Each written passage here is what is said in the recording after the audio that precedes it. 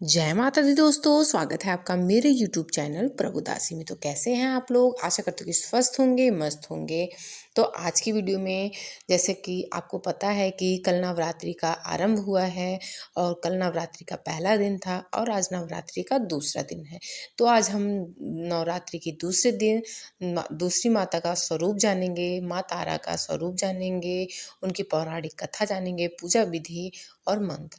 तो वीडियो अंत तक बनी रही। वीडियो अच्छी लगे तो फ्रेंड और फैमिली में जरूर शेयर करिए। गुप्त नवरात्रि दूसरे दिन माँ तारा की पूजा की जाती है।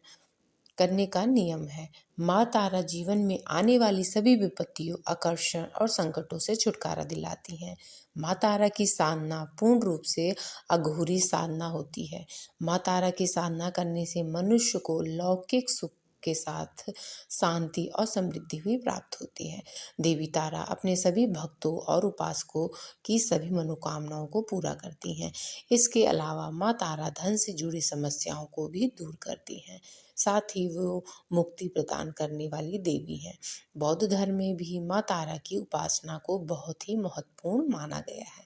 मान्यताओं के अनुसार भगवान बुद्ध ने भी माँ तारा की आराधना की थी और साथ ही भगवान श्री राम ने, गुरु वशिष्ठ ने भी पूर्णता को प्राप्त करने के लिए माँ तारा की उपासना की थी।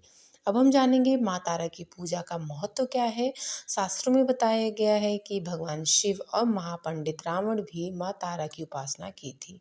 मान्यताओं के अनुसार जिसका उद्धार भगवान शिव भी नहीं कर पाते हैं, माँ तारा उनका भी उद्धार करती हैं।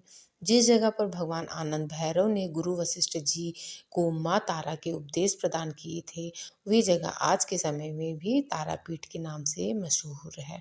माँ तारा की साधना एक विशेष प्रकार से की जाती है। इसमें कोई विशेष नियम नहीं होता, परंतु अगर कोई मनुष्य पूरी श्रद्धा के साथ माँ तारा की पूजा करता है तो वो भक्त की पुकार जरूर सुनती हैं। माँ तारा की साधना करने से धन संबंधी सभी समस्याएं दूर हो जाती हैं और साथ ही दिव्य संधियां भी प्राप्त होती हैं।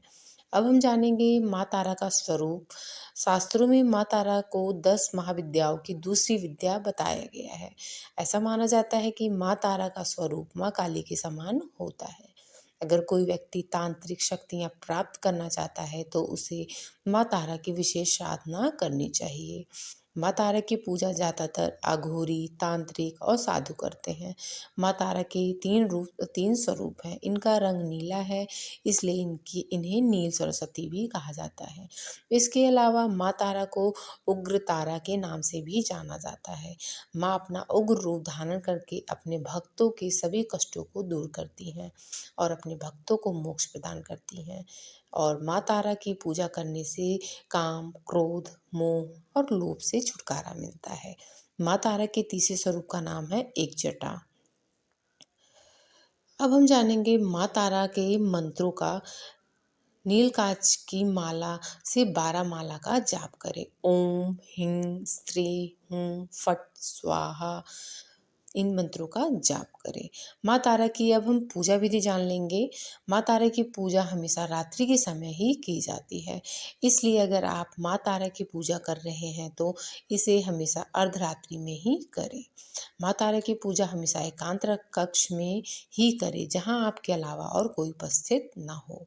माँ तारा की पूजा करने से पहले स्नान करें। इसके पश्चात आप एक सफ़ेद रंग की धोती धारण करें। माँ तारा की पूजा में कभी भी सिले हुए वस्त्र नहीं पहनने चाहिए। अब पश्चिम दिशा की ओर मुख करके बैठ जाएं। अब अपने समक्ष एक चौकी रखें और उस पर गंगा जल छिड़क कर उसे शुद्ध कर लें। अब चौकी पर गुलाबी रंग का कपड़ा बिछाएं।